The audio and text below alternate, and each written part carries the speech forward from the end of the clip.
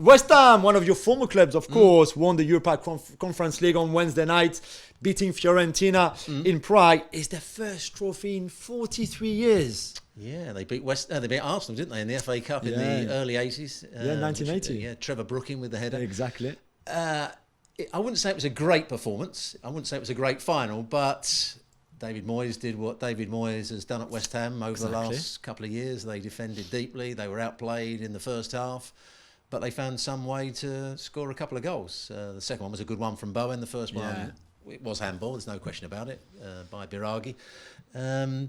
So great night for West Ham fans, although they didn't cover themselves in glory. Not so much. I mean, just before we talk about that, this is, I mean, I know that we can talk about the Europa League and the Europa Conference League, which is another European Cup, but maybe not as followed as the Champions League. But you saw what it meant to the West Ham players, to all the fans, the ones who travelled, the one who stayed here, wherever you are as a West Ham fans.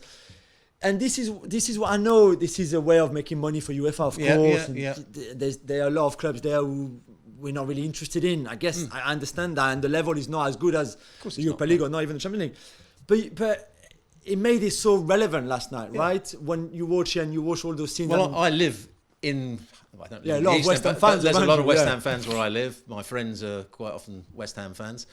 It meant everything to them. It's beautiful. My son-in-law has just had a baby. He left the baby with my stepdaughter, and he wanted to go and watch the football with his dad, and they had a great time. Whether he got back in time for the baby to feed the baby, I'm not quite sure, but for West Ham fans, it was a great night and a great occasion. And Declan Rice, the captain, obviously, who joined the great captains of the past, of course, probably played his last game. I think David. He's been a top-class player. For them. He's been an excellent player for them, and I thought he'd have moved on earlier, but he's been excellent. Yeah, amazing. The game was overshadowed, however, and I just mentioned it, by West Ham fans throwing projectiles at Fiorentina's Cristiano Biraghi. It's not good, is it? No, it's not good. And you know what? We all want games like that. I mean, any game, but especially the finals where your team is in it, everybody around the world is watching. You don't want your fans to act in a disgraceful way, really. And Biraghi goes to take a corner. It happens that corner was in the West Ham end where the fans were, and they're starting throwing all the plastic glasses that you get in the stadium when you get a drink. And clearly a lighter, is that what you said? I think, a lighter has been we saw put the in one of referee the holding one of the the Spanish things, referee had and obviously quite a lot of blood and bleeding from Biraghi.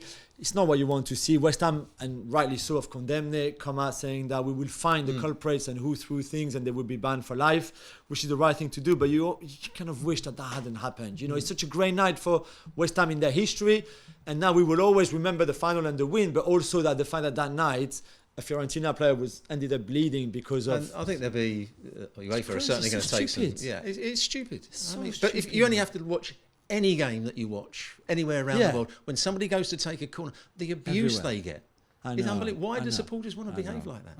I don't get it. Thanks so much for watching ESPN on YouTube. And for more sports highlights and analysis, be sure to download the ESPN app. And for premium content and live streaming, subscribe to ESPN Plus.